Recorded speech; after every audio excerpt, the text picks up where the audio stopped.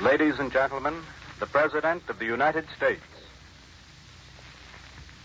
My friends, yesterday, on June 4th, 1944, Rome fell to American and Allied troops. The first of the Axis capitals is now in our hands. 1 up and 2 to go. It is perhaps significant that the first of these capitals to fall should have the longest history of all of them. The story of Rome goes back to the time of the foundations of our civilization. We can still see there monuments of the time when Rome and the Romans controlled the whole of the then known world. That too is significant. For the United Nations are determined that in the future, no one city and no one race will be able to control the whole of the world. In addition to the monuments of the older times, we also see in Rome the great symbol of Christianity, which had reached into almost every part of the world. There are other shrines and other churches in many places, but the churches and the shrines of Rome are visible symbols of the faith and determination of the early saints and martyrs that Christianity should live and become universal. And tonight, it will be a source of deep satisfaction that the freedom of the Pope and the Vatican City is assured by the armies of the United Nations. It is also significant that Rome has been liberated by the armed forces of many generations, many nations.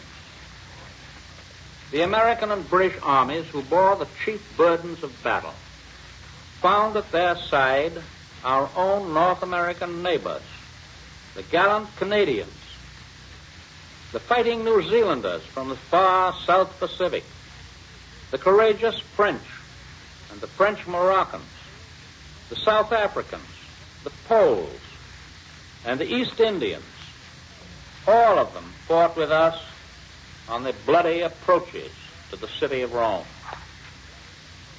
The Italians, too, forswearing a partnership in the Axis, which they never desired, have sent their troops to join us in our battles against the German trespassers on their soil.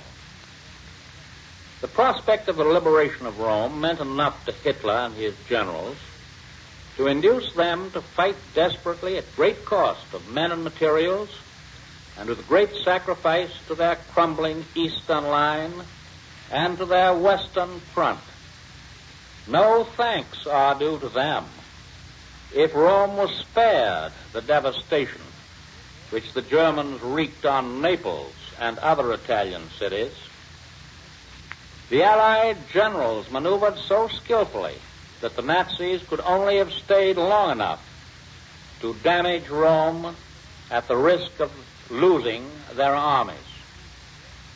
But Rome is, of course, more than a military objective.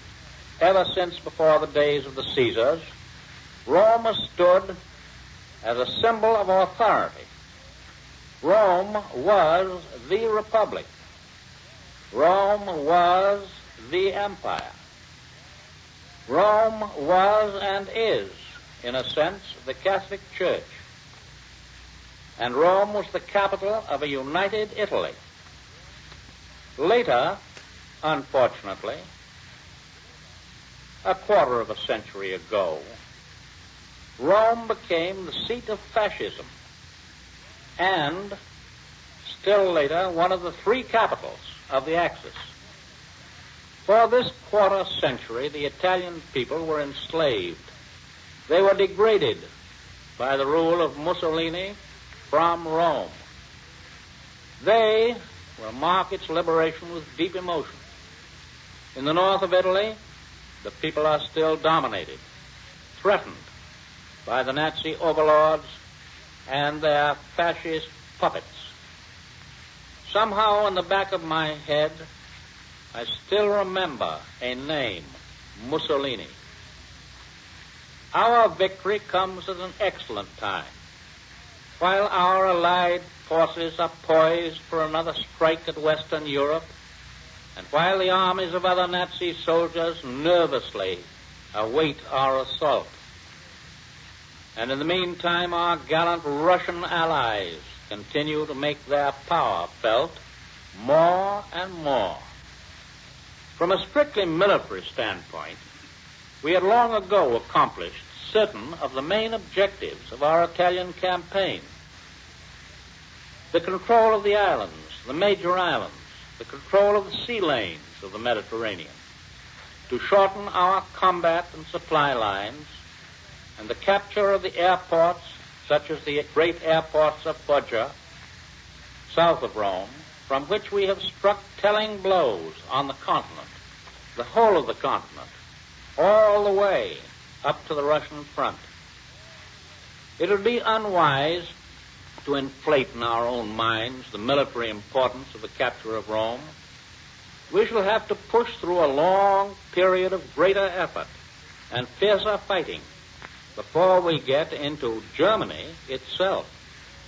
The Germans have retreated thousands of miles, all the way from the gates of Cairo, through Libya and Tunisia and Sicily and southern Italy. They have suffered heavy losses, but not great enough yet to cause collapse.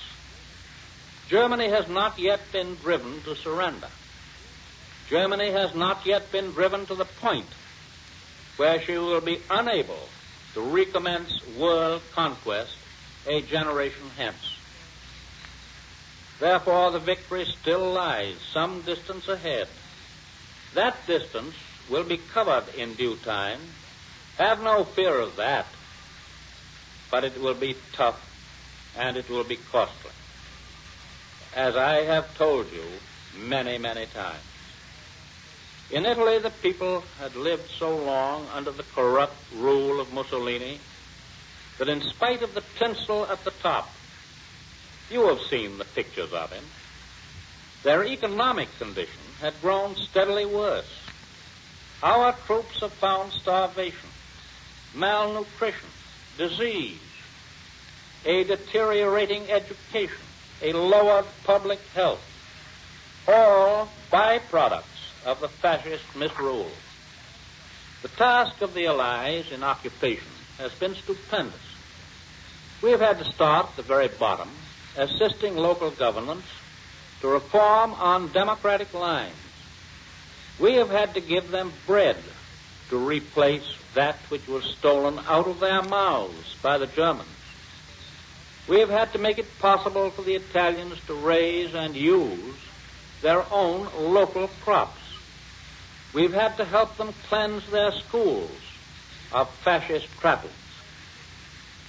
I think the American people as a whole approve the salvage of these human beings who are only now learning to walk in a new atmosphere of freedom.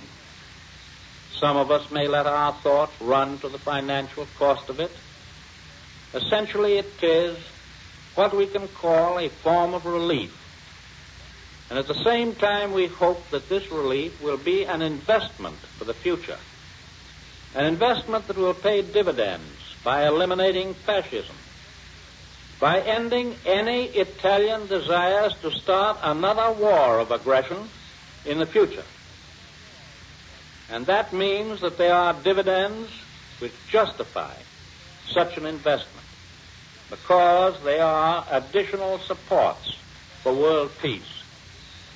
The Italian people are capable of self-government. We do not lose sight of their virtues as a peace-loving nation. We remember the many centuries in which the Italians were leaders in the arts and sciences, enriching the lives of all mankind. We remember the great sons of the Italian people: Galileo, Marconi, Michelangelo, Dante, and incidentally, that fearless discoverer who typifies the courage of Italy, Christopher Columbus. Italy cannot grow in stature by seeking to build up a great militaristic empire. Italians have been overcrowded within their own territories. But they do not need to try to conquer the lands of other peoples in order to find the bread of life. Other peoples may not want to be conquered. In the past, Italians have come by the millions into the United States. They have been welcomed. They have prospered. They have become good citizens, community, government leaders. They are not Italian Americans. They are Americans. Americans of Italian descent. Italians have gone in great numbers to the other Americas, Brazil and the Argentine, for example. Hundreds and hundreds of thousands of them. They have gone to many other nations in every continent of the world, giving of their industry and their talents and achieving success and the comfort of good living and good citizenship. Italy should go on as a great mother nation, contributing to the culture and the progress and the goodwill of all mankind, developing her special talents in the arts and crafts and sciences, and preserving her historic and cultural heritage for the benefit of all peoples. We want and expect the help of the future Italy toward lasting peace. All the other nations opposed to fascism and Nazism ought to help to give Italy a chance. The Germans, after years of domination in Rome, left the people in the Eternal City on the verge of starvation.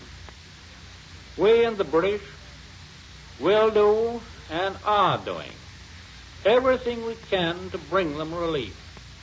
Anticipating the fall of Rome, we made preparations to ship food supplies to the city. But of course it should be borne in mind that the needs are so great, the transportation requirements of our armies are so heavy, that improvement must be gradual. But we have already begun to save the lives of the men, women, and children of Rome. This, I think, is an example of the efficiency of your machinery of war. The magnificent ability and energy of the American people in growing crops, in building the merchant ships, in making and collecting the cargoes, in getting the supplies over thousands of miles of water, and thinking ahead to meet emergencies. All this spells, I think, an amazing efficiency on the part of our armed forces, all the various agencies working with them, and American industry and labor as a whole. No great effort like this can be 100% perfect, but the batting average is very, very high. And so I extend the congratulations and the thanks tonight of the American people to General Alexander, who has been in command of the whole Italian operation, to our General Clark, to General Leese of the 5th and the 8th Armies, to General Wilson, the Supreme Allied Commander of the Mediterranean Theater, to General Devers, his American deputy, to General Eaker, to Admirals Cunningham and Hewitt, and to all their brave officers and men.